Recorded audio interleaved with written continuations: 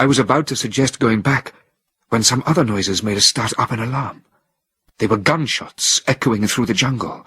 1, 2, 3, then several more at irregular intervals, strangely reminiscent of a double-barreled gun. They were firing in front of us, on the path taken by the fugitives. Still followed by Levin, I clambered up a hillock and came to a halt at the summit, panting for breath. There was nothing in front of me but a few trees and a curtain of scrub. I advanced cautiously, my head on a level with the ground. There, I lay for a moment or two as though floored by a blow, bludgeoned by a vision out of all proportion to my poor human mind. Stupefaction stifled all other sentiment when I saw the creature lying in wait for the game. It was a monkey, a large gorilla. He was dressed as you and I would be if we were taking part in one of those drives. His dark brown jacket seemed to be made by the best Paris tailor.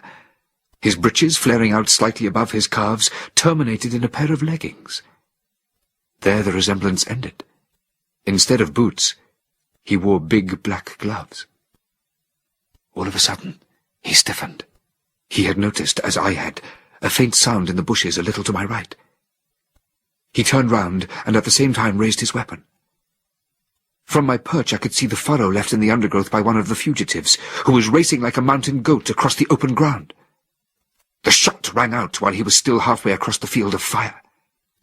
He gave a leap into the air, collapsed in a heap, and after a few convulsions lay motionless.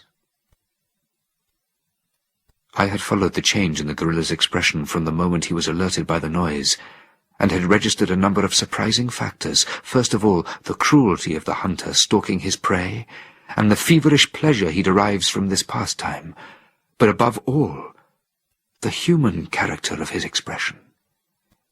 In this animal's eyes, there was a spark of understanding which I had sought in vain among the men of Soro.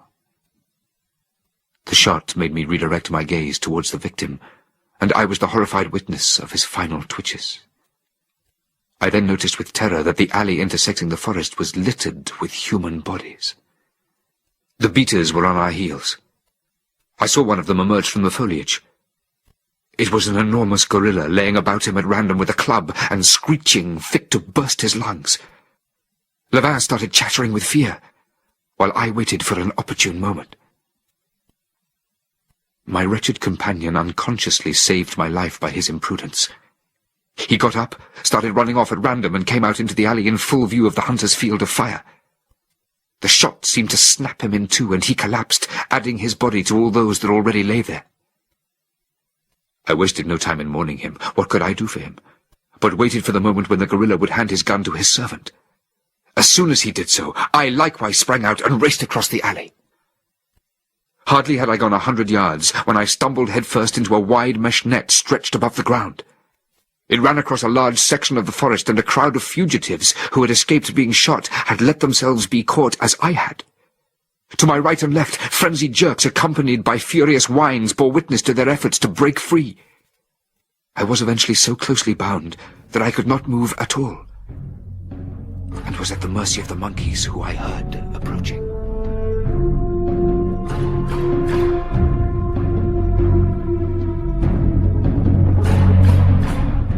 Some big carts, rather low on the ground and completely caged in, were lined up on a track on the other side of the net. Into these we were bundled, 10 or so to a vehicle, a lengthy operation, for the prisoners struggled desperately. 2 gorillas, their hands encased in leather gloves to protect them from bites, took hold of them one by one, freed them from the trap, and flung them into the cages, the doors of which were shut fast. When it came to my turn, I tried to draw attention to myself by talking. But no sooner had I opened my mouth than one of the monkeys brutally stuffed his enormous glove in my face. I was thrown like a bundle into a cage together with a dozen men and women who were too agitated to pay any attention to me. We drove all through the night. I was utterly exhausted and succeeded in sleeping till daybreak, interrupted, however, by feverish nightmares in which Nova's body appeared in the guise of a monstrous serpent which wound round my own. I opened my eyes to the light. We were driving down a fairly broad street. I anxiously examined the passers-by. They were monkeys. I saw a tradesman, a sort of grocer, who had just raised the shutters of his shop, turn round in curiosity to watch us go by. He was a monkey. I tried to discern the passengers and drivers of the motor cars flashing past us. They were dressed in the same way as people at home, and they were monkeys. My hope of discovering a civilized human race became a chimera, and I spent the last stage of the drive in gloomy despair. We came to a halt in a courtyard. It was surrounded by buildings several stories high with identical rows of windows. The general effect was that of a hospital, and this impression was confirmed by the arrival of some new figures who came forward to meet our guards. They were all dressed in white smocks and little caps. They were monkeys. They helped our guards unload the carts. We were taken out of the cages, stuffed into sacks, and carried inside the building. Eventually, I was dumped on the ground, then thrown into a cage with a floor covered with straw in which I was alone. The room in which I found myself contained a large number of cages like mine, lined up in 2 rows. Most of them were already occupied, some of them by my companions of the roundup, others by men and women who must have been captured some time ago. They looked at the newcomers listlessly. 2 gorillas came back carrying another sack. My friend Nova emerged from it, and I had the consolation of seeing her put into my cage. She protested against this, trying to scratch and bite. After a few minutes of this behavior, she caught sight of me, stood stock still, and extended her neck slightly like a surprised animal. I gave her a cautious half-smile and a little wave, which to my intense delight she clumsily tried to imitate. The 2 gorillas in white jackets returned, pushing a trolley laden with food. I decided to do all I could to establish contact with these monkeys. The one who brought me my food did not look unpleasant. Observing my tranquility, he even gave me a friendly tap on the shoulder. Looking him straight in the eye, I uttered rather stupidly the first phrase that came into my head. "How do you do? I am a man from Earth.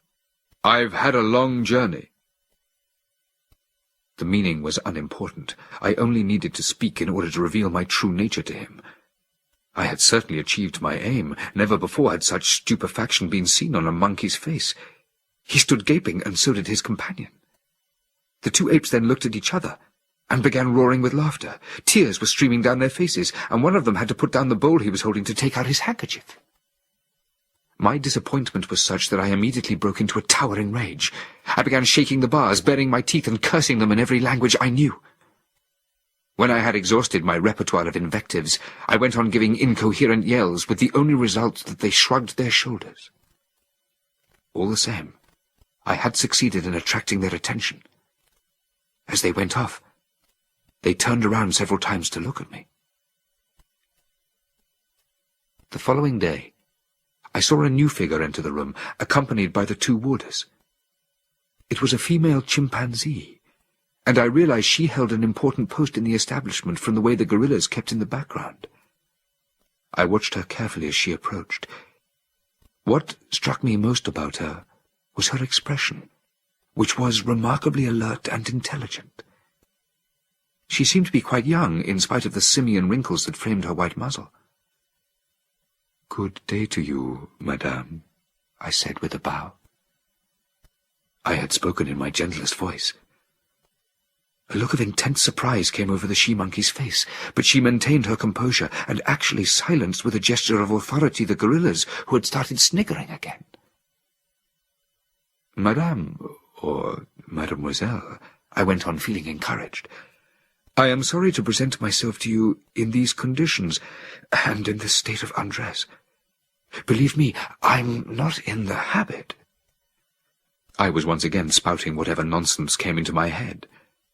When I finished speaking, punctuating my speech with the gentlest of smiles, her surprise changed to stupefaction.